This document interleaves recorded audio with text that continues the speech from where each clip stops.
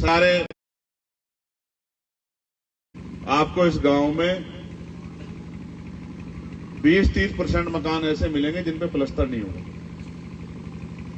और ये मकान उनको देख के आपको लग जाएगा कि अभी के 5-7-10 साल के अंदर बने।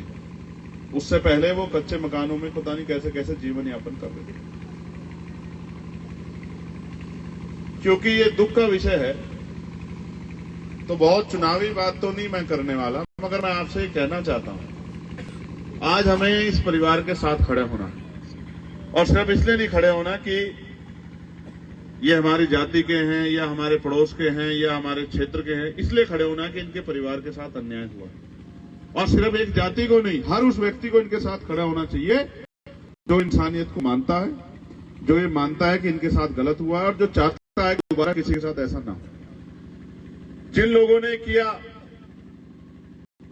उस समाज से उनको शायद ये नहीं पता होगा कि अपराध करने के बाद अब उनके बच्चों को क्या भुगतना पड़ेगा। आजकल माँ बाप का अंकुश कम हो गया, बड़ों की बात मानना बंद हो गया। चाचा ताऊ को कोई कुछ समझता नहीं, माँ बाप को नहीं कुछ समझता, चाचा ताऊ क्या बेचते हैं, गांव के आसपास के अड़ोस पड़ोस के बड़े क्या बेचते हैं, उनको तो कोई कुछ समझता ही नहीं। ये जो बदलाव हुआ है पिछले 15-20 सालों में, इसका खामियाजा भी समाज को भुगतना पड़ रहा है। हालांकि ये भी सच है कि गरीब पे अत्याचार करते हुए अमीर ये सोचता नहीं ताकतवर कि भाई क्या होगा, क्योंकि उसको लगता है गरीब पे अत्याचार करना उसका हक।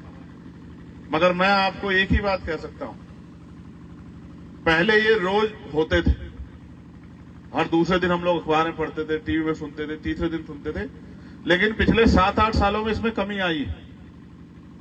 अब अगर कहीं कुछ होता है तो लोग भी जाते हैं, बात भी खड़ी होती है। क्या 10 साल पहले ऐसे इकट्ठे होते थे किसी के जाने आने पे? बता, नहीं होते थे ना। एक बड़ा बदलाव हुआ है, समाज ने आपस में एकजुट होना शुरू किया और भाईचारा भी बना। ऐसा नहीं कि भाईचारा नहीं बना। आज यहां मैं नहीं कह सकता किसकी जाति के लोग नहीं होंगे, यहाँ जाट समाज के भी लोग होंगे, यहाँ गुजर समाज के भी होंगे, सैनी समाज के भी होंगे, पाल समाज के भी होंगे, यहाँ मुस्लिम समाज के भी होंगे, या अन्य समाज के भी होंगे। तो आज ये सब लोग इसलिए इकट्ठा हुए हैं कि ये नहीं चाहते इस तरह की हिंसा हमारे क्षेत्र में बढ़े।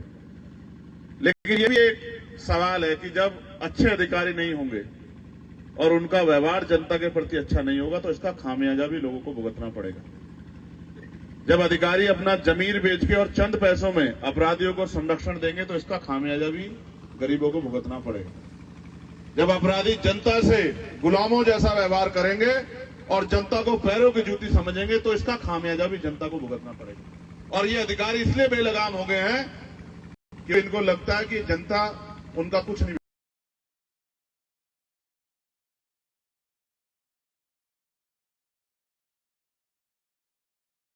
मुकदमा लिख दूंगा, लिख दिया जाए मुकदमा।